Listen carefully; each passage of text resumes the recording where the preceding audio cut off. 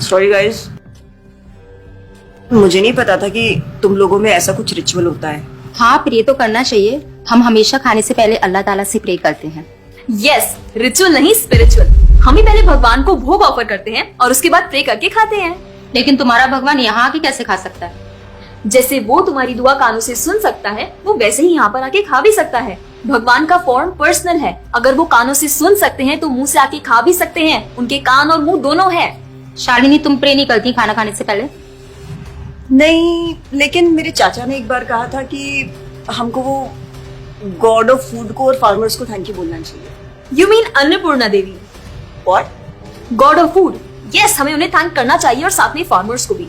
But I believe in watering the roots. देखो, हम हमेशा क्रिएशन को तो अप्रिशिएट करते ही हैं, लेकिन हम क्रिएटर को ना अप्रिशिएट करना भूल जाते हैं। अभी सोचो, पानी ना हो, हवा ना हो, उपजाऊ मिट्टी या धरती माँ ना हो, तो फार्मर क्या कर लेगा?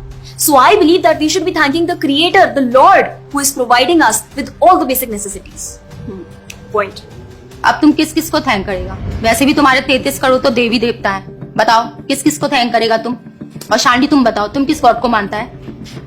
मैं ऐसे किसी गॉड को नहीं मानती, लेकिन I think Shiva is a big God.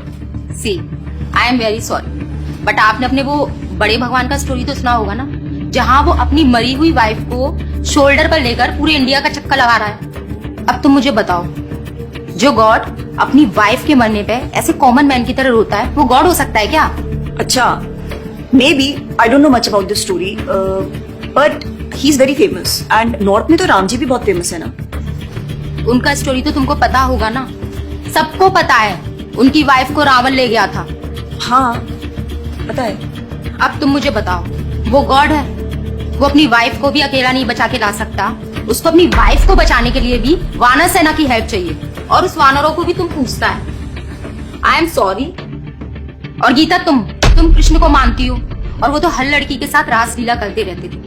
ऐसा कैसा कैरेक्टर है गॉड का जिसे हर लड़की से प्यार हो जाता है? और वो खुद डर के अपना जन्मस्थान छोड़कर चले गए थे। गॉड को कभी डर लगता है क्या?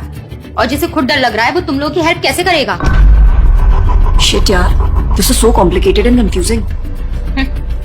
It is confusing because you are following the wrong path. It is very beautiful and sacred. I will show you the right path.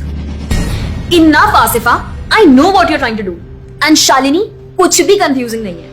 You know what the problem is कि तुझे पता ही नहीं है, क्योंकि तूने आज तक शास्त्र ही नहीं पढ़े हैं। तो पता कैसे चलेगा कि क्या सही है और क्या गलत? जन्म कर्म च मे दिव्यम एवं योवेति तत्वतः त्यक्त्वा देहम पुनर्जन्म नैति मामेति सो अर्जुना। भगवान की लीलाओं को समझना इतना आसान नहीं है। उसके लिए शास्त्रों का अध्ययन करना पड़ता है, और वो भी एक प्रामाणिक गुरु के अंडर रह के उनकी शरण लेके। अब अगर तुमने शास्त्र पढ़े होते तो तुमको ये पता होता कि शिव जी ने जो इमोशंस उसमें दिखाए थे वो शोक नहीं, विरह था। विरह विरह दोनों सेम नहीं होते क्या?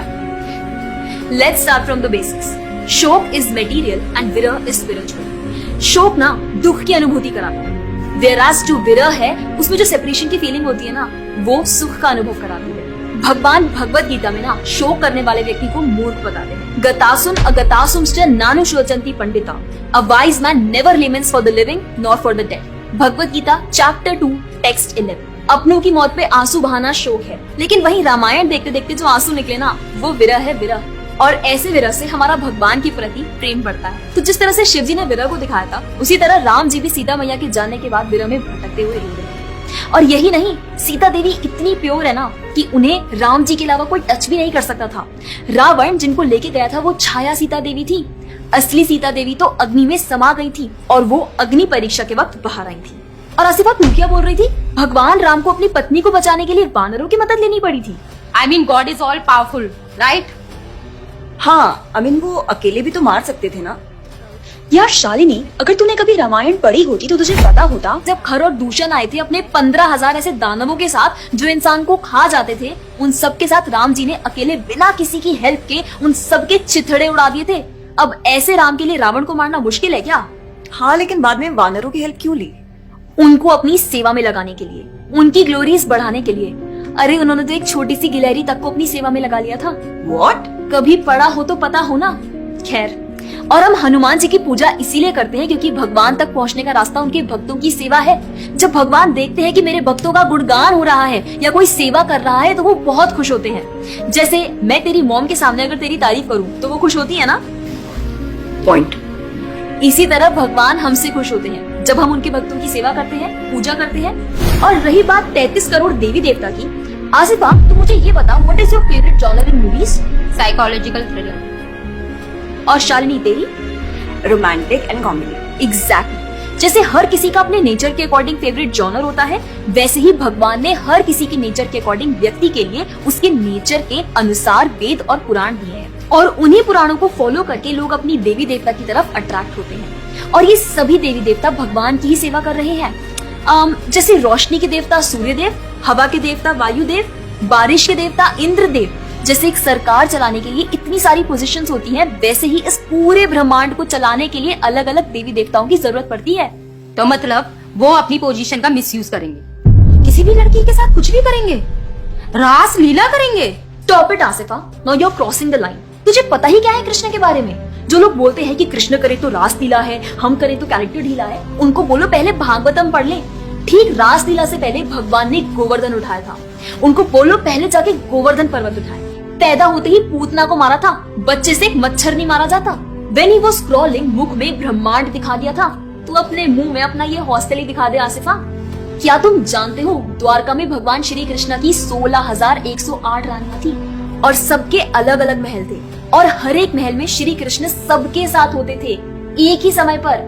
रोज सारी रानियां कृष्ण से खुश थी और उन सब की जरूरतें कृष्णा पूरी करते थे। क्या किसी नॉर्मल से इंसान के लिए ये सब संभव है? आज के टाइम पे तो एक ही नहीं संभलती, लेकिन उस टाइम सारी रानियां एक दूसरे के साथ खुश थी और उन्हें खुश कृष्ण रखते थे। क्यों? क्योंकि वो भगवान है। और रही बात ब्रज की गोपियों के साथ रास लीला करने की, तो इतना जान लो कि रास लीला के टाइम पर करोड़ों गोपियां थी और कृष्ण पूरे टाइम हर एक गोपी के साथ मौजूद थे और उनके साथ डांस कर रहे थे एक टाइम पे करोड़ों गोपियों के साथ। ये सब बहुत डीप लीला है और ये सब तभी पता चलेगी जब साधुओं के संग में रह के शास्त्रों को पढ़ा जाएगा। हवा में तीर चलाने से या सुनी सुनाई बातों पर यकीन करने से कुछ नहीं होने वाला। और रही बात अपने भक्तों को बचाने की, तो भगवान ने तो अपने भक्त परीक्षित महाराज को गर्भ में बचाया। 5 साल के प्रहलाद महाराज के लिए नरसिंह अवतार लेकर आए और उनको बचाया। यहाँ तक कि वो अपने गुरुदेव सांदीपनि मुनि के बेटे को मरने के बाद वापस लाए और उनको जिंदा किया। आई एम रियली इम्प्रेस्ड यार। हिंदू होते हुए भी मुझे फैक्ट्स पता ही नहीं थे। मेरे पेरेंट्स ने मुझे कभी इन सब चीजों के बारे में बताया ही नहीं। हाँ, पेरेंट्स की तो गलती है, लेकिन हम भी तो वही कर रहे हैं जो उन्होंने किया। We are not learning about our culture, not reading Ramayan, Mahabharat और भगवत गीता। आजकल तो ये सब कुछ रीड करना बहुत इजी भी है यार। Everything is available on our phones. And the problem is that we don't want to learn. और इसीलिए हमें कोई कुछ भी बोलता है और हम उसे मान लेते हैं और अपने बिलीफ को चेंज करने के लिए रेडी हो जाते हैं। एक्चुअली में पता है, किसी का हार्ट ट्रांसफॉर्म करना है तो प्यार से करो, ज्ञान से करो, पैसे और तलवार से नहीं। और अब बारी आपकी है। अगर आप भी चाहते हैं कि कोई एड़ा गेड़ा नत्थु गेड़ा अगर आपको कुछ भी ना बोल जाए, आपका बेवकूफ ना बनाए, तो जाइए और अपने कल्चर के बारे में